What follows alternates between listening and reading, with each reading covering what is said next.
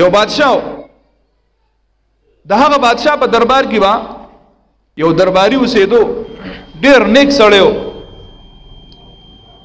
خدا نور چې کوم درباریانو د دوی به د کار کېدو د هغې وجه دا وه چې بادشاه به هغه له خپل ځان له خوا ته ځای ورکو خو دغه سړی به چې کله هم د چا سره میلاو شو نو هغه به دا خبره کوله چې څوک نیکي کوي نو دته به د نیکۍ بدله میلاویږي او چې څوک بد کوي دته به د بدۍ بدله میلاویږي دا په هر وخت کې وي چې بادشاه سره به میلاو شو جو بادشاه ته به بادشاه سلامت څوک چې نیکي کوي هغه ته به د نیکۍ بدله میلاویږي او چې څوک بدي کوي هغه ته به د بدۍ بدله میلاویږي هر سړي ته به د هغه نیت رسي په دې بادشاه په دربار کې یو سړی و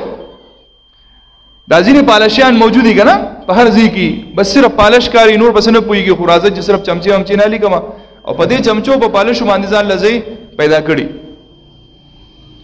د بادشاه په دربار کې داسې یو سړی و هغه باندې به دا نیک سړی بد لګېدو چې یاره داسې راځي او بادشاه ته هم نصیحتونه کوي ور چا ته نصیحتونه کوي بادشاه والا دونه مقام هم ورکوي هغه یو سکیم جوړ کړو د دې نیک سړي خلاف او داسې وکړه چې بادشاه له راغی او بادشاه ته وی بادشاه سلامت دا کم سړی چې دی نو دی په مخه دا خبره کوي چې د دې بادشاه نه ډېره څخه بدبو خیږي جو بادشاه ورته لکه الله بنده داسې خبره به نه وي ګوره ډېر نیک سړی دی او ته به سیاسي لګیا یې هغه ورته چې تجربه یې وکړه وایي که نه سبا یې ته ځان د خوا ته کښېنوه دی به ستا نه کرکه کوي جو بادشاه وی زه به یې ګورو چې دا خبر رښتیا ده که دروغ ده او بادشاهان خو یې ښه مقلان چې بس وزیران ورته څه وایي چې هغه خبره به ځي دغه سړي دغه نیک سړی خپل میلمه کړی دی او چې کله یې میلمه کړی دی نو هلته یې بي پیاز خوړلي هغه روټۍ کې بي پیاز خوړلي او د بادشاه دربار ته بیا د هغه ډوډۍ نه ډایرکټ راویستی دی چې کله راویستی دی نو دی خو چونکې د بادشاه خوا ته کېناستو بادشاه دربار لګېدلی دی او بادشاه په ذهن کې خو خبره وه چې یاره دې زما نه کرکه کوي جو بادشاه ورته یې وایي هلکه پلانکیا لږ را دې خوا شه یو خبره درته کوم جو دی چې کله د بادشاه ته را دې خوا کېدو جو دا خپله پوز او دا خوله یې داسې پټه کړې ده خدای یو خبره یې کړې ده چې بادشاه سلامت چې څوک نیکي کوي دی به د نیکۍ بدله هم بیا عمومي او چې څوک بدي کوي نو د بدۍ بدله به هم بیا عمومي هر سړي ته به د هغه نیت رسي دا بادشاه ورته وایي را دې خوا شه خبره درته کوم نو ته خو دا خوله او پوزه پټه کړې ده لکه په دې دور کې جونګه څنګه ماسک لګاو که نه یو بادشاه پوه شوی چې لکه واقع دی خو زما نه کرکه کوي یو به هر حال د داسې کړی بادشاه و بېوقوفه سړی و یو خط یې لیکلی دی او په خط کې لیکلی دی چې دا دغه پلانکي ګورنر ته ویسه او په خط کې لیکلی دی چې دې څنګه ضرور رسي دا سړی نو د مخې سره یې دغه د قتل کا او د ده په وجود کې به بوس بن کې او ما ته به یې راولېږي هغه چې بوس اوس خې نه جوړ کړم دا هغه شي ته جوړو بهرحال دا چې کله روانېدو نو بادشاه ته یې ویلي بادشاه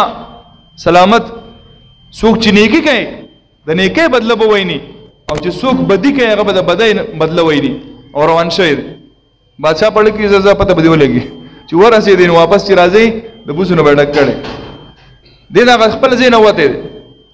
چې کله د دربار نه بهر راوتی دی هغه سړی کم چې هغه پالش والا و هغه ورته ولاړو ویل که څه کوي وی جي بادشاه سلامت راله دا پیغام را کړی دی وی چې پلانکي ګورنر له به یې ویسي اوس زه ځمه هېڅ پته نه لګي چې په دې کې زما دپاره څه عهده ده څه انعام دی زما دپاره خو چې څوک نیکي کوي نیکۍ بدله به هم ویني او چې څوک بدي کوي نو د بدۍ هغه بدله به هم ویني هغه ورته دې شي وکړه دا خط ماله راکړه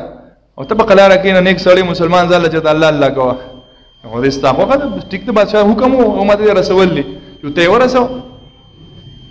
دغه سړي دا کم چې پالشي و ده دې هغه اخیستی او وړی دی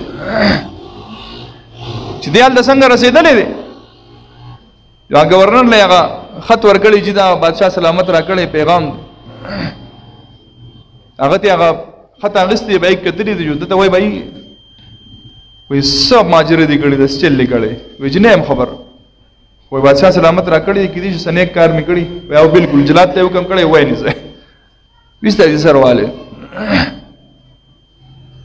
دلته د نیک سړی چې دربار ته نوته جو بادشاہ ته السلام علیکم او دې وعلیکم السلام بھائی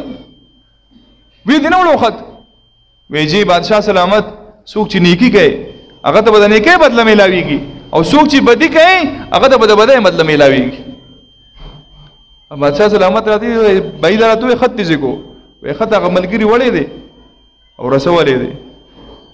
بادشاہ وته بھائی دا خبره خو دې ډیر عجیب ده چې کومه کې چې څوک نیکی کوي